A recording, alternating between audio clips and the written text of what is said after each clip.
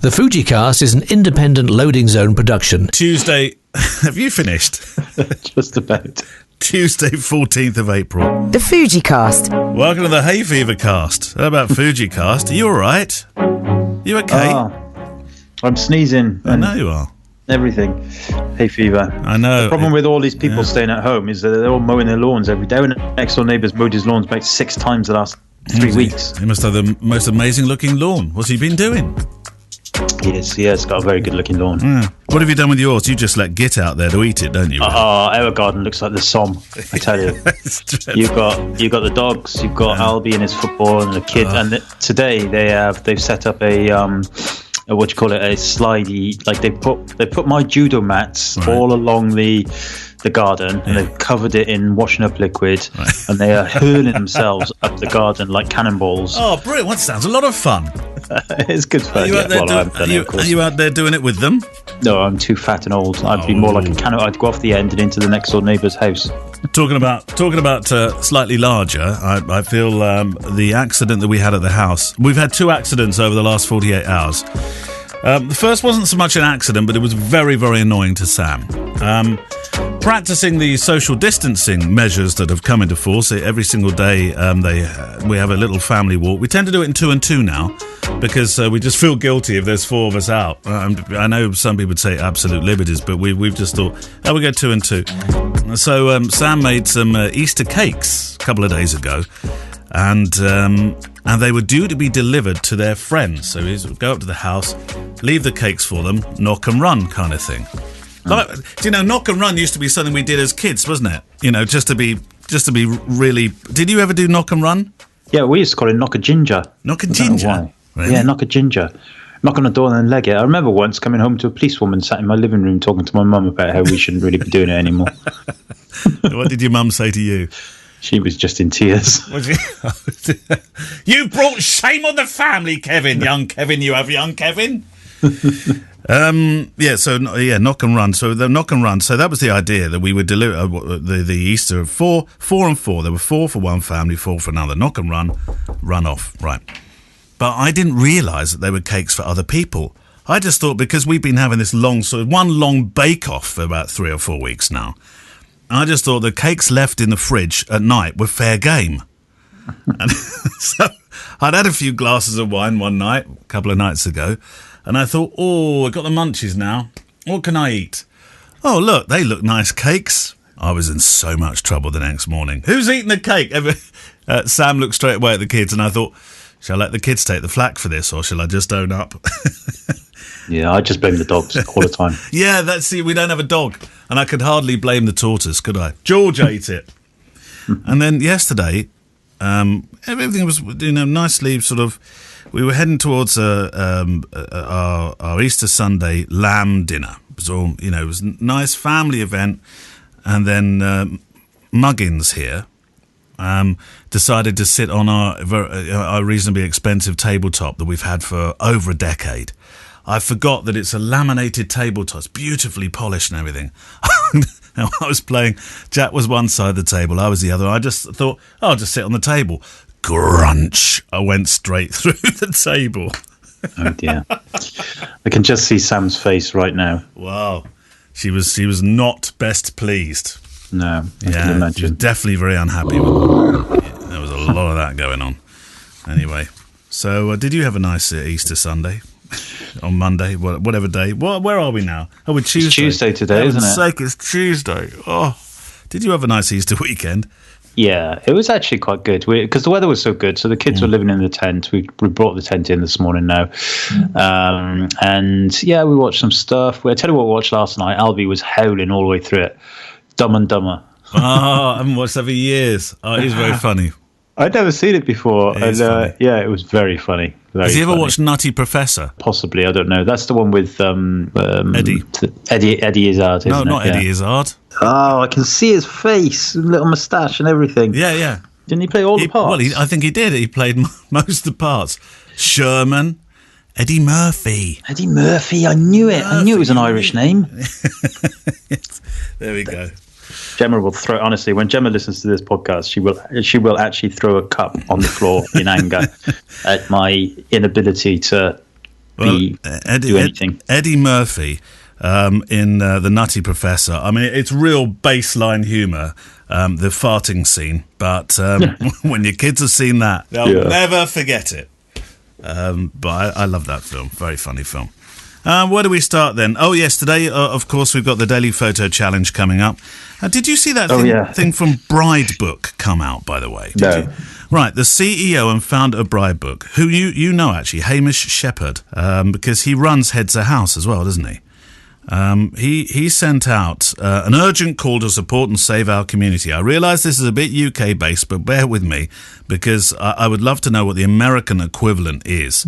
And the Australian equivalent as well. Okay, his goal was 50,000 signatures on a petition that he's sending to the British government. Who are we? The UK wedding industry is one that thrives on celebrating one of life's happiest moments. Working fastidiously behind the scenes, I thought that was a railway in Wales, to ensure that every couple's wedding day runs smoothly and exactly as they hoped. Our remarkable community hosts over, get this is just the UK, by the way, per year, 20 million wedding guests, 252,000 weddings every year, and I had no idea that the wedding industry is worth 10 billion quid to the UK's economy. Isn't that amazing? Yeah, 10 billion. Industry. I feel like I don't have a fair share of it, I have to say. 139,000 businesses. I think sometimes it does feel like there's 139,000 photographers. Mostly small, local or family run. We account for over 500,000 jobs in the UK. So the crux of the whole thing was, because initially I thought, well, you know, we've got to, you know, do our bit as much as every industry and just stay in. If the petition is start the weddings again, I thought I can't read any further. But it wasn't. The crux of it was the wedding insurance thing that's been going on. 30% of couples, approximately 76,000 in total, purchase wedding insurance every year to provide reassurance for the unimaginable circumstance that the wedding doesn't take place. Now that thousands of couples are in this exact predicament, the wedding insurance industry is largely, he says, avoiding their financial responsibility. Different statements about coverage are being issued by each insurer, causing confusion and ultimately resulting in financial losses for couples, venues, and us, suppliers. The insurers have instead focused on steering couples to pressure their venue and suppliers to postpone to later dates at no cost, rather than the insurers having to pay out to couples. I thought it was a really interesting piece. Well, that makes sense, because literally every single wedding I've got or had planned up until the end of July has cancelled or postponed. Yeah. And the ones that have postponed I remember, I mean, not all of them, but I can remember many of those emails were along the lines of, our wedding insurance has advised us to postpone. Yeah, so yeah. Well, it doesn't surprise me, though. I'm really sorry, but insurance companies, let's face it, come on, they're not likely to pay up, are they? I mean, the photography insurance companies, by and large, I think are pretty good. You know, you drop your camera, they typically pay out. Yeah.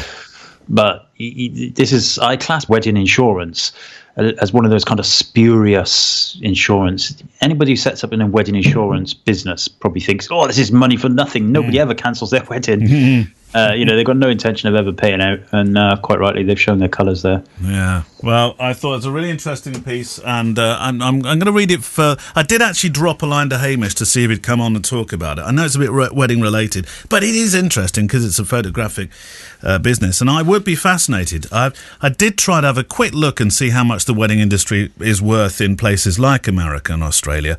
I couldn't actually find a definitive figure.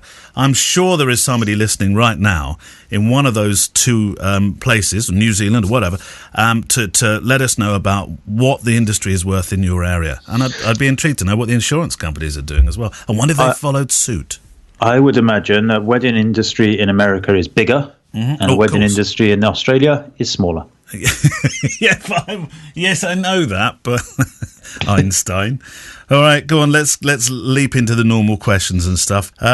Steve Vaughan pointed out in the Facebook group this brilliant film that DP Review had made on their YouTube channel about one piece of photography gear that changed your life. And I want you to answer that question now, Kev. You can have a couple, actually. On the DP Review one of the guys wrote the thing that changed his life, kit-wise, was a wrist strap.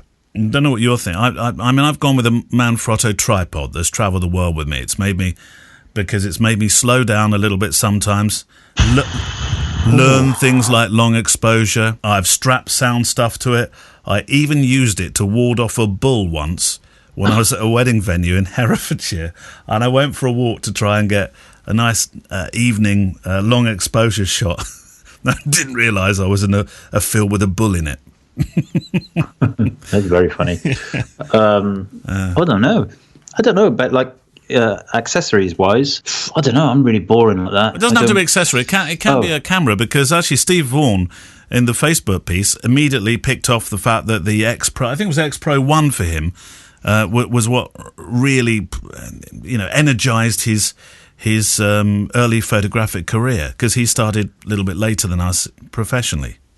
Well, in that case, then, for me, it would have to be the X100, the original one, the FinePix, because that's the thing that really opened my eyes to smaller cameras and, being able to get much closer and get much more emotive type images. So it would have to be that. I've still got that camera, and I even have it signed by the designer. No way. Why was it called FinePix?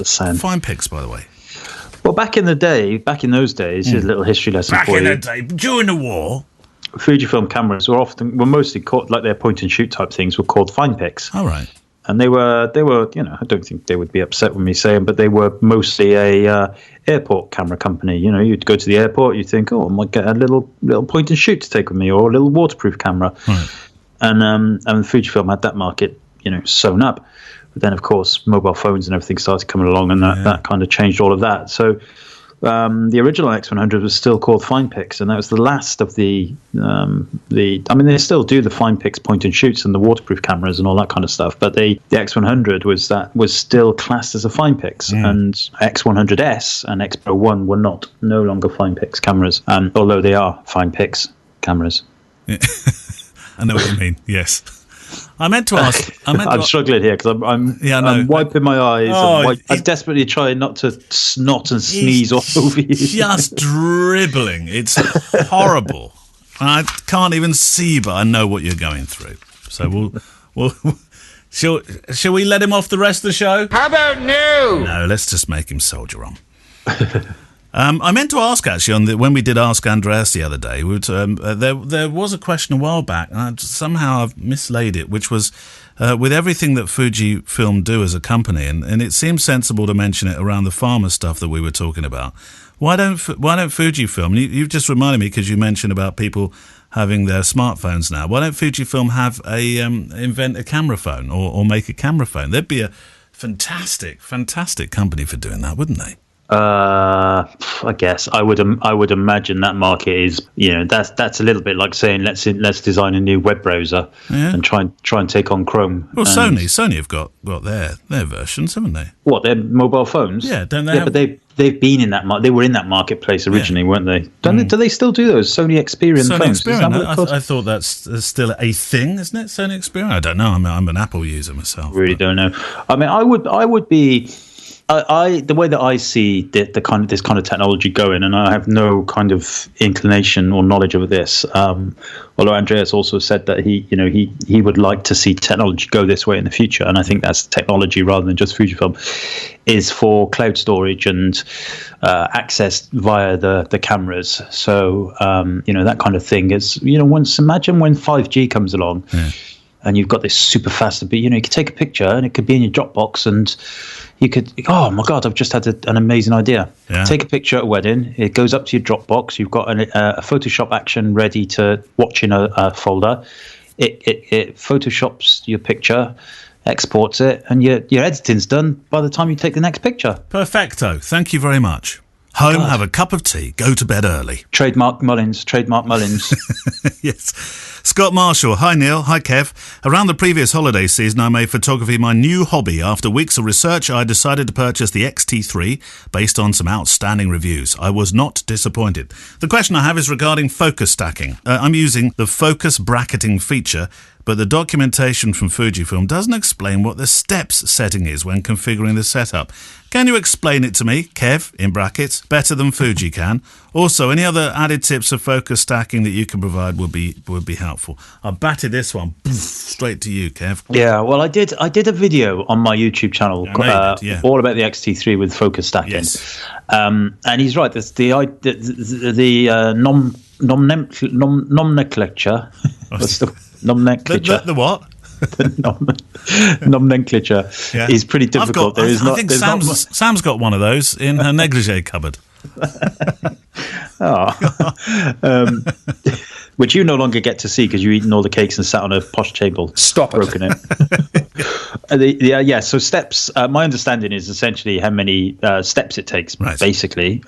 So focus stacking. If you want to do, people might be more aligned to the idea of seeing a close-up picture of a watch face, for example, and think, how did they get so much detail in that? Right. And they often do it using focus stacking. So the camera will essentially start at a given point, and it will move a given parameter forward in focus. Then it will take another picture and take another picture, take another picture.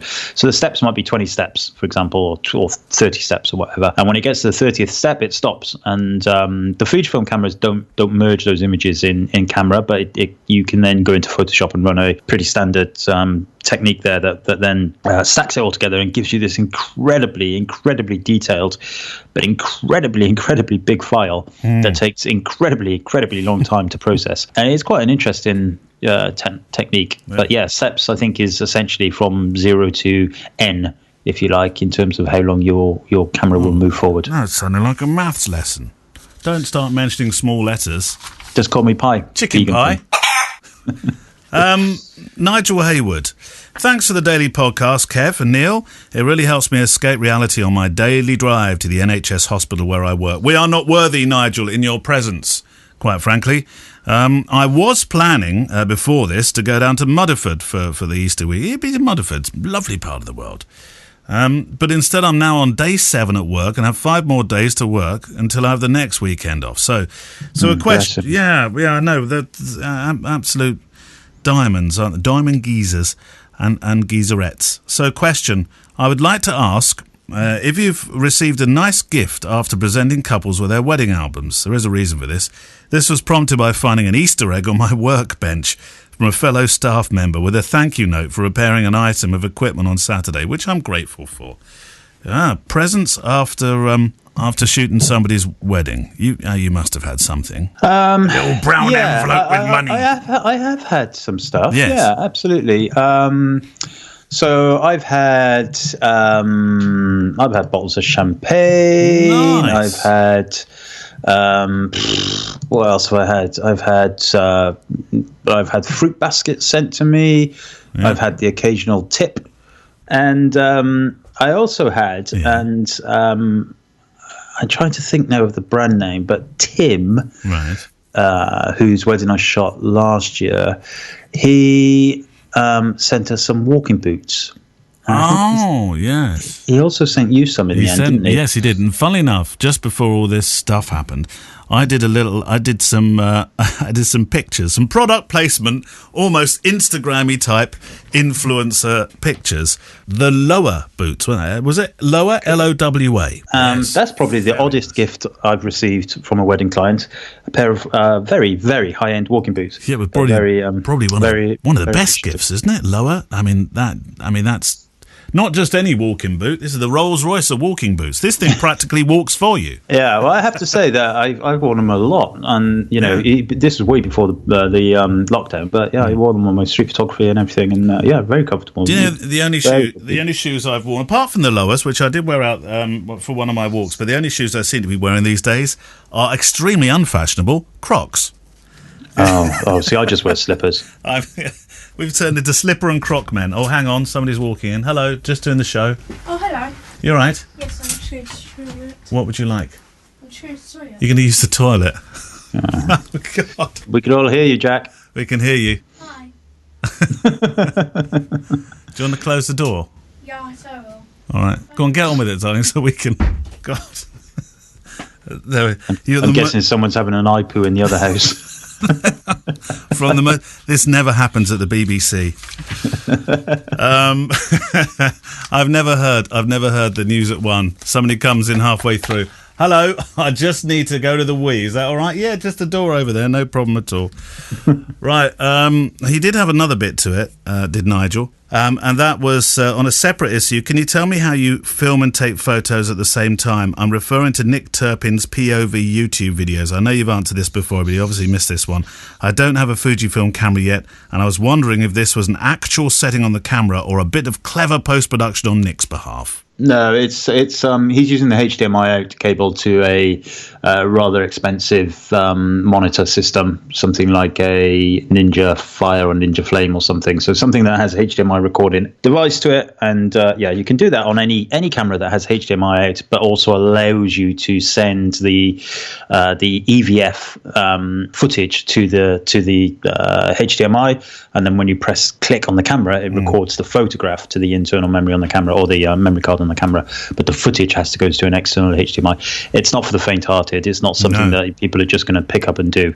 It's quite a specialist piece of kit. Nigel does have another part, actually, which is an embarrassing story. Remember we were on the Monday shows doing embarrassing photo stories. Mm-hmm. You're going to love this. I'm going to put it aside there on the embarrassing photo story pile, which is a sort of temporary pile, because first of all we need to do this. The Daily Show Photo Challenge. Right, for Tuesday. So you need to set a challenge for Tuesday's Daily Photo Challenge, which, by the way, you're amazing. Oh, thanks. No, not you. Oh. The entries for the photo challenge have been amazing, so thank you for doing them. What is today's? Well, today's is definitely something you should be doing just today on your lockdown, and what I want to see is what you see out of your front window. Right. So what have you got? Have you got people passing your front window? Have you got a field? Have you got your car? Is it a street? Is it another building? Yeah. Try and make it interesting, obviously. So it's not just a simple snap of the outside window, but let's see. We want to see what's going on through your front window. The creative ones that we've been getting for all these photo challenges are brilliant. Thank you for really being creative with them. Your front window, you'd actually, it could be like people photography, couldn't it? Really, this is street and people photography without actually having to go outside. Well, this is what got me thinking about it, actually, because I sit here in my living room staring at Thomas Hobbes' old schoolhouse, right? And that's it. That's all I see, and and then people walk past the window, of course, but you never know when they're coming. It's no if I stood here with my camera to my eye waiting, it would guarantee it would be as soon as I put the camera down, like 10,000 people would walk past. But yeah, it did make me think, actually. That would be quite an interesting little story. Look, there's somebody just walked past now. Didn't have my camera, though. Another opportunity missed. So look, let me read you Nigel's embarrassing story. I have an embarrassing story to tell you from my London trip to the FujiCast podcast recording earlier this year, which seems so long ago, doesn't it, Kev? Can't believe it. This is what happened on that fateful... Do you remember that day we were just starting to talk about this virus that was coming across the seas to us, weren't we? We were just beginning to talk about it, and everybody was just, nah, it'll be all right, we'll be okay. Do you remember that? It was actually that night, and then within the space of weeks, suddenly, bang, it was there, wasn't it, really? Yeah. We saw a couple of people wearing a mask, didn't we, in London, and we were like, look at them. Yeah. Anyway, I'll tell you what happened on that particular Fuji podcast recording earlier this year. Chaps, this is what happened. Time to kill before I checked in at the Travel Lodge in Covent Garden. Oh, we stayed there as well, didn't we? Not together. We did. No, yeah. Not together, but... No. I went to the British Museum to do some street photography indoors. Can you do street photography indoors? Yeah. Can you? Yeah. After walking around taking photos for about 2 hours, I needed to answer the call of nature. I found a toilet cubicle and promptly did the whole tissue round the seat and plonked myself down. There's a lot of information here. But remember, he's in the medical industry, as he points out. Being in the medical trade, any medical-minded person knows that sometimes things take a little while. So I thought I'd do a bit of chimping at the back of my camera screen while sat down. When, shock horror, the toilet door was wrenched open, bending the cheap plastic lock to be confronted by an equally shocked and embarrassed foreign man who let out a yelp and apologised in what I think was Spanish, and he dashed off. without shutting the door, leaving me sat exposed on the throne with a camera pointing downwards towards my... Don't be rude. The lesson I learned that day is not to chimp on the toilet, and if you do, have a wide-angle lens on and not a macro to boost one's ego. Keep up the good work and keeping the morale of us mere mortals up, and a big shout-out to the staff at Timpson's. Get this, Kev. Big shout-out to the staff at Timpson's, the forgotten key workers. Dudum-tsh. If you're an American, you're thinking, I think Timpson's? What's that? Why is that a key worker thing? Yeah, no, Timpson's. He was one of the good guys, wasn't he, that said he was going to pay his people and stuff. Yeah. Now, I think Spanish for... But they do keys. That was the point, Kev. They cut keys. Timpson I get it. Yeah. I know, but he's also he's like, one of the good guys, yeah. One of the good guys. Compromiso, I think, is... compromiso is Spanish for excuse me. I think. I think. So if he'd said compromiso, then he was Spanish. If he'd said entschuldigen Sie bitte, then he was German. Yeah. Do you know it in any other languages as well? Japanese, maybe Russian would be nice. A Greek one would be fantastic. I think a Japanese one would have said, we shall consider, and then just gently backed out of the room, bowing. Yeah, very, very polite. Anyway, that's it for another day. Do you want to give a shout out to your website again? Because we should definitely be mentioning your website. The Ministry, which I think is the best, the Ministry of Shadows is ministryofshadows.co.uk. Yeah, it's good. I've really enjoyed doing it, actually. It's taken me... I knocked it together in about 3 days, so I've had a couple of emails from people saying, you know how to spell, do you? Clearly no, I don't. There are a few typos. Oh, dear. Yeah, a few, but I've corrected them. And, it's good. It's good. It's I've had a lot of... I had about 500 hits this morning, so it's obviously getting out there. 500 hits this morning? Great. Yeah, I've had a lot of good feedback, yeah. And don't forget, it's going to be a submission-based thing, so it's not just about my stuff. Yeah, I was about to ask, if somebody thinks, right, I want to be a part of this, what sort of story or thing do they have to submit to it? Well, what I've said in the notes of the submissions page is for a story I want at least 10 images and around about, although the words isn't so important, around about 300 words to back it up. Basically, the more images you've got, the better. So 10 or more images and some story, obviously all black and white. Now, without sounding too picky about it, right. I kind of anticipate this being featuring some good stuff, so obviously send me, if you want to be on there, send me your good stuff, good stories, and if you fancy doing a book review or something, then I've put up my first book review yesterday, and I just want it to be a bit of a community thing. It's not about me, although I'm having to put my images on there, obviously, and there will be more of my images, but if you enjoy it, then get involved. And it is obviously black and white only. So you probably don't want people to be sending in submissions of weddings they've shot in black and white. We're talking about real, weddings are a real story. I shoot them. I should know. But you want stories from people's lives rather than somebody's nuptials. Yeah, exactly. Although saying that, I'm not being, I'm not prejudicing any kind of style. So, when I say story, it'll just fit in the stories page. So it could be a series of portraits you love. It could potentially be a wedding, it could be street photography, it could be a story of your morning breakfast, it could be a story of your parents' life together, whatever. I don't mind, it doesn't matter, but it's black and white is the key thing. So and we will be kind of curating it, so try and send through some of your stuff if you so wish. And what about, unfortunately there is no money involved yet, but maybe in the future. What about COVID stories? I mean, you could be hit with a plethora, is a word that you used the other day. There we go, we'll run it out again, of images and stories from this current lockdown. Yeah, that's fine. Absolutely. I mean, it's a timely matter, isn't it? So one of my stories on there is about kind of lockdown stuff I've been doing at home. So yeah, absolutely. Whatever floats your black and white boat. We've been joined, by the way, now by Sam, who's just, first we had Jack going to the loo. What do you want? Masking. I tell you what, this is like some sort of Piccadilly Circus in here. Sure. Sam, do you need to go to the loo? Do you need to go to the loo? Kev wants to know. No, you're all right. No requirement. Masking tapes we talked. Masking tape. Yeah. Well, look, to finish your job. Right. Is that the broken table job? Yeah. I listen to The World at 1 on Radio 4, and definitely Today programme I occasionally listen to. I'm driving out early, and it would be so much more improved if their children could come in and use the loo, and their wife could come in and look for some masking tape during the show. Don't you think, Kev? Yeah, absolutely. Sam, could you send me one of those lovely Easter cakes you've been making for other people? Oh, you heard about that as well. See, do you know what he said yesterday? I'm Sam? not allowed to tell anyone these things. I'm sworn I bet you to did. secrecy. I bet you told all our friends that I stole the cakes. No, I only Look told, me in the eye and tell me that you I didn't only tell. told one group. Right, of there my we friends. go. So yesterday No, she no, said, you said didn't all. tell anybody. Already one. So now that's like, then that who did you tell? Nikki. Well, But to be she'll fair, tell everybody. Yeah, but the cakes were for her. Oh. Yeah, but Sam, do you know what Neale said to me yesterday after we finished recording? He said, Kev, Sam's been making these cakes for our friend Nikki, but I'm just going to eat them. I don't care. When she goes to bed tonight, I'm just going to eat them, and then I'm going to blame the kids.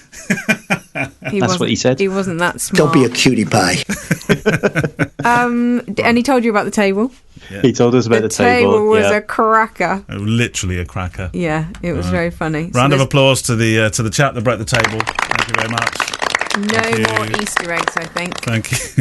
I think there's a moral of the story. No, I've eaten all mine. That's why I fell through the table. I'd eaten half hundredweight of cake and chocolate. Never mind. Anyway, shall we reconvene tomorrow? Yeah, what are you doing tonight? Out tonight. Yeah. What do you mean out? What, in the shed? Out. Yeah. Is there any place we can go out? We should eat in different rooms, shouldn't we? We should. We should choose a different shed. Yeah. Yeah. There we go. They call you three sheds, don't they? Three sheds. Me. Yeah. Like that guy who used to be in football. What was his name? No, he was Jimmy Nine Bellies or something, wasn't he? That's me. I'm going to call you Neale Three Sheds. Right. See you tomorrow. Bye bye. Bye bye. What a weird show when we join that together. The FujiCast is an independent loading zone production. Email the show with your questions and words of wisdom to click@fujicast.co.uk. Email any complaints and political nonsense to our wives, who will deal with your comments in their own good time and in their own good way.